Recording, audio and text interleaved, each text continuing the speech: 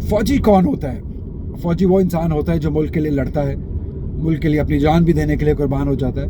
ये जो एक आर्म्ड फोर्सेस से जुड़ा हुआ इंसान, वो फ़ौजी कहलाता है। लेकिन फ़ौजी मेंटालिटी क्या होती है? फ़ौजी मेंटालिटी होती है बहुत डिसिप्लिन्ड, बहुत ऑर्डर्स फॉलो करने वाले, अपने जो उनको पाथ दिया गया है उसको फॉलो करने वाले, जो बिल्कुल सीधे होते हैं, जो एक ही एंगल पे चलते हैं, जिनको दूसरी चीज़ें समझ नहीं आती, जो उनको टारगेट दिया गया होता है, जो एम उनके सामने होता है, वो सिर्फ उसको पूरा करना जानते हैं और हर सूरत में करना जानते हैं। ये फ़ौजी मेंटालिटी है। और हमारे फ़खर ज़मान की मेंटालिटी भी कुछ ऐसी है, बिल्कुल टारगेट बेस्ड पर्सनालिटी है। कभी आप नहीं देखेंगे उनको कोई भी अननेसेसरी बात करते हुए, अननेसेसरी बयान देते हुए। हालांकि उनके साथ बहुत ज़्यादा दफ़ा ज़्यादतियाँ भी की गई। अभी हालिया में बॉल टैंपरिंग वाली भी शायद कहीं ना कहीं उनका इतना कसूर नहीं था जितनी उनको सज़ा भी दी गई। इससे पहले भी हमने देखा कि वो एक दो अननेसेसरी, अनकॉल्ड फॉर जो आपकी कॉन्ट्रोवर्सीज हैं उसका हिस्सा बने।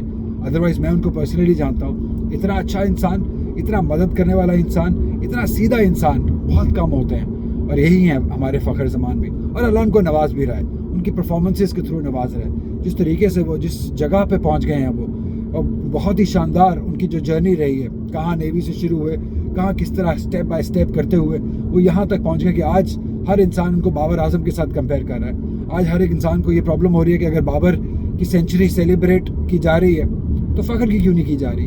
उसकी वजह मैं आपको बताता हूँ, क्योंकि जो बाबर आजम है ना, उन्होंने बहुत कंसिस्टेंट परफॉर्मेंसेस दिए हैं। अभी चलिए पिछले 1-2 साल निकाल दीजिए, उससे पहले का बाबर आजम याद कीजिए। उनको दुनिया मानती थी, उनको इंटरनेशनली विराट कोहली से कंपेयर किया जाता था, बिग 3 के अंदर कंपेयर किया जाता था। उनका जो बैटिंग स्टाइल है वो बहुत फ्लैम्बॉयड है, बहुत स्टाइलिश खेलते हैं, वो प्रॉपर क्रिकेट खेलते हैं वो। लेकिन फ़खर ज़मान हमारे जो प्यारे भाई जो हैं वो बहुत सीधे हैं, उनको एक ही तरह खेलना आता है और वो उसी तरीके से खेलते हैं। वो इतना ऑर्थोडॉक्स नहीं लगता है, वो इतना प्लीजिंग ऑन आइज नहीं लगता है, लेकिन वो बहुत इफेक्टिव खेलते हैं। लेकिन वो जब प्लीजिंग ऑन आइज इतना नहीं होता है ना, इसकी वजह से वो उतने फ़ैन फॉलोइंग उनकी बन नहीं सकी। लेकिन बाबर आजम की फ़ैन फॉलोइंग इसलिए बनी है, इसलिए लोग ज़्यादा बात करते हैं क्योंकि वो इंटरनेशनली रिकग्नाइज्ड हो गए हैं। उनका खेलने का तरीका बहुत स्टाइलिश है, जो हर इंसान को अच्छा लगता है। जो भी बाबर आजम को अपनी प्राइम पे खेलते हुए देखेगा, या जिस दिन उनका दिन होगा, वो जब बाबर आजम अपनी फॉर्म में हो या जिस तरीके से वो खेल रहे होते हैं, तो शायद ही दुनिया में कोई इतना ऐसा बैटर हो जिनको देख के मज़ा आए। जैसा उनका कवर ड्राइव है, जैसी वो फ्लिक मारते हैं, जैसा वो इवन कट शॉट भी खेलते हैं, वो उनके तकरीबन सारे शॉट्स जो है ना वो मतलब चस करा देती हैं। लेकिन फ़खर ज़मान ज़्यादा इफेक्टिव नज़र आते हैं हमें कभी कभी। जब वो खेलते हैं, फ़खर ज़मान खेलते हैं, तो वो एक ही मतलब अपनी इनिंग से मैच को एक तरफा कर देते हैं, अपनी टीम के हक की तरफ कर देते हैं वो मैच। लेकिन उनका वो जो तरीका है वो मतलब वो हिट मारते हैं, बड़ी हिट मारते हैं, तगड़ी मारते हैं, जिस दिन चल गए वो चल गए। लेकिन बाबर आजम आप पे आप रिलाय कर सकते हैं, ज़्यादा रिलाय कर सकते हैं, क्योंकि उनका खेलने का तरीका ही इस तरीके से। तो अभी मैं देख रहा था कि बहुत ज़्यादा बहस ये चल पड़ी कि बाबर आजम की सेंचुरी क्यों सेलिब्रेट इतना ज़्यादा हुई, फ़खर ज़मान की इतनी ज़्यादा सेलिब्रेट क्यों नहीं। क्योंकि नेचुरली बाबर आजम के फ़ैन ज़्यादा हैं, बाबर आजम के चाहने वाले बहुत ज़्यादा हैं। मैं तो दोनों का चाहने वाला हूँ, मेरे लिए तो दोनों बराबर हैं।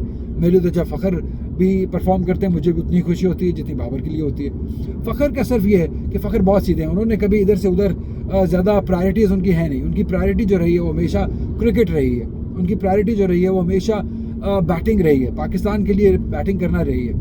बाबर आजम थोड़ा यंग जनरेशन के हैं, थोड़े नए हैं, थोड़ा उनसे उम्र में भी थोड़े छोटे हैं, उनकी फ़ैन फॉलोइंग डिफरेंट है। उनकी फ़ैन फॉलोइंग जो वो यंग जनरेशन ज़्यादा है, जिसकी वजह से वो जो यंग जनरेशन है वो एक्सप्रेसिव भी ज़्यादा है, वो एक्सप्रेस ज़्यादा करते हैं, और वो कभी तो मतलब गुस्से की हद तक वो भी एक्सप्रेस करते हैं अपना प्यार।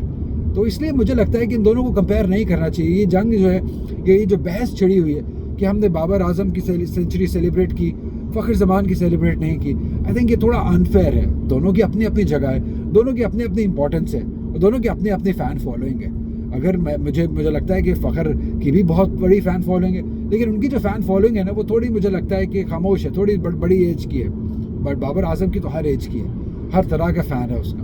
और दोनों ही पाकिस्तान के बेटे हैं, दोनों ही अगर बाबर किंग हैं तो फ़खर ज़मान वो फ़खरे पाकिस्तान है। तो बस यही मुझे आज कहना था कि मैंने देखा कि कल से एक बहस छिड़ी हुई है, ऐसे की बहस भी नहीं होनी चाहिए। बहुत अननेसेसरी चीज़ों के ऊपर हम बहस करना शुरू हो जाते हैं। शायद हमें कोई ज़्यादा टॉपिक्स मिलते नहीं हैं, हमें वो टॉपिक क्रिएट करना होता है, इस वजह से हम वो टॉपिक्स क्रिएट करते हैं जो कि शायद नहीं होना चाहिए। बस ऐसे ही चलते चलते मुझे ख्याल आया कि यार ये थोड़ी अनफेयर सी बात है कि आपने इस तरीके से दो अपने हमारे ग्रेट्स को आपने मिला दिया। तो दोनों को एंजॉय कीजिए, दोनों की सेंचुरीज एंजॉय कीजिए, दोनों से प्यार कीजिए, और दोनों के लिए दुआ करें कि वो दोनों ऐसे ही पाकिस्तान को सर्व करते रहें।